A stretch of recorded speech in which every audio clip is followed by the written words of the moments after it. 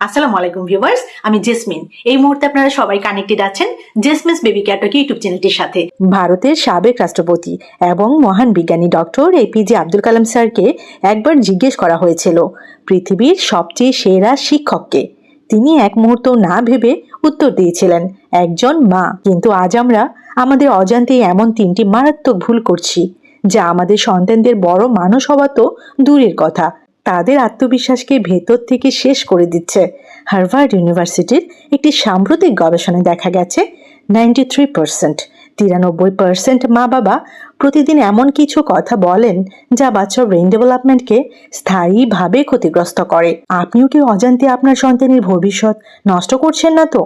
মা হিসেবে যদি চান আপনার সন্তান একদিন সত্যিই একজন সফল এবং বড় মানুষ হোক, তাহলে আজকের এই ভিডিওর প্রতিটি সেকেন্ড মনোযোগ দিয়ে শুনুন, কারণ আজকের ভিডিওতে আমি আপনাদের সাথে শেয়ার করব আব্দুল কালাম স্যারের সেই তিনটি সোনালী উপদেশ এবং তার পেছনের বিজ্ঞানসম্মত সত্যটা।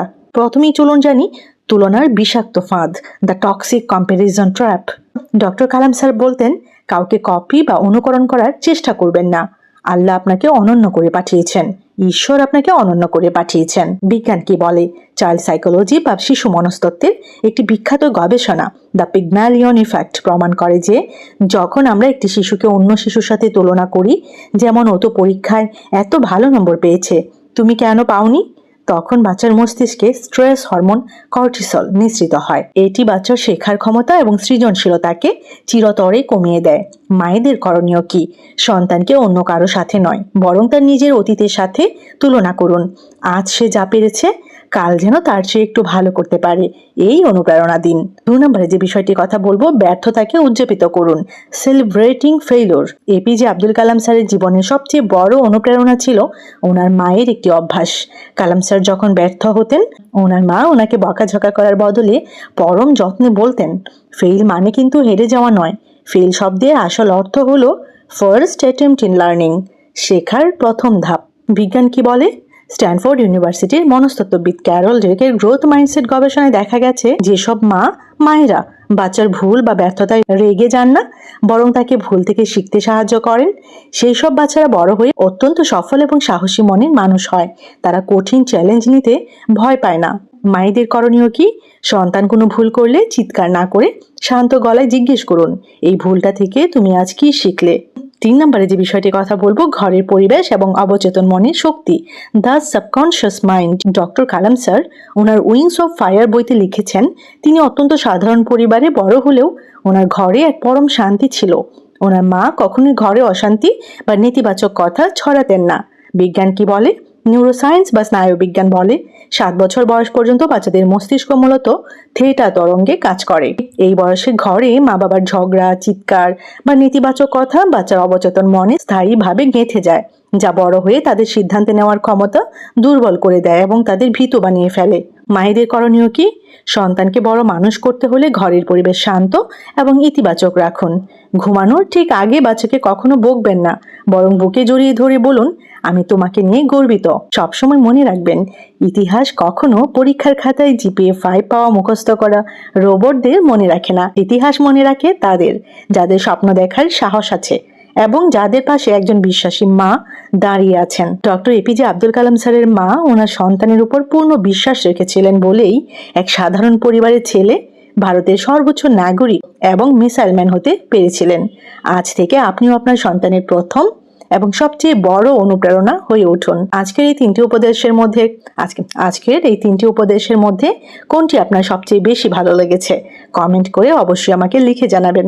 এই সেগমেন্টে আরো একটি ইন্টারেস্টিং টপিক আপনাদের সাথে শেয়ার করব। আপনি কি জানেন আলবার্ট আইনস্টাইন বা স্টিভ জবসের মতো জিনিয়াসদের মস্তিষ্ক কি জন্মগতভাবেই অন্য সবার চেয়ে আলাদা ছিল? বিজ্ঞান বলছে একেবারেই নয়। হার্ভার্ড ইউনিভার্সিটির সেন্টার অফ দ্য ডেভেলপিং চাইল্ডের একটি যুগান্তকারী গবেষণায় দেখা গেছে শিশুর বুদ্ধিমত্তা বা আইকিউ কোনো স্থির বিষয় নয়।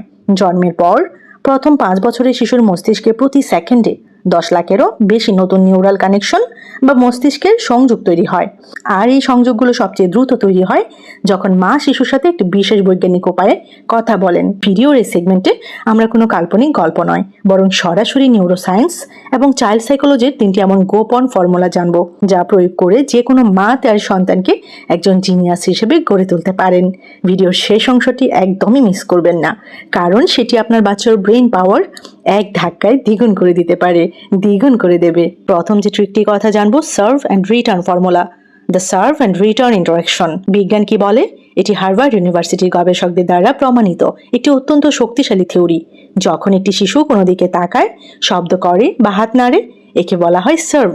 আর মা যখন হাসি মুখে বাচ্চার সেই ইশারার সাড়া দেন, কথা বলেন বা আদর করেন, একে বলা হয় রিটার্ন। তখন বাচ্চার মস্তিষ্কে কোটি কোটি নতুন কোষ সক্রিয় হয়ে ওঠে।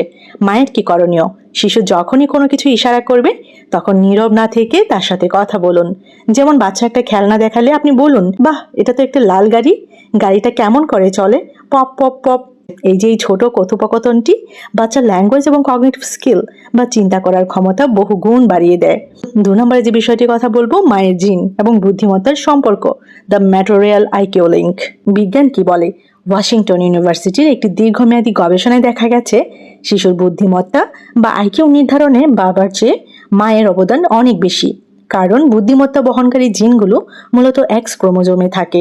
মেয়েদের 2টি এক্স ক্রোমোজোম থাকায় মায়ের বুদ্ধি সরাসরি সন্তানের মধ্যে স্থানান্তরিত হওয়ার সম্ভাবনা সবচেয়ে বেশি থাকে। মায়ের মানসিক সাপোর্টের কথা যদি বলি, এই গবেষণায় আরও প্রমাণিত হয়েছে যে যেসব মা সন্তানকে শৈশবে অনেক বেশি নিরাপদ বোধ করান এবং মানসিক সাপোর্ট দেন, সেই সব শিশুদের মস্তিষ্কের হিপোক্যাম্পাস অংশটি সাধারণ শিশুদের চেয়ে 10% বেশি বড় হয়।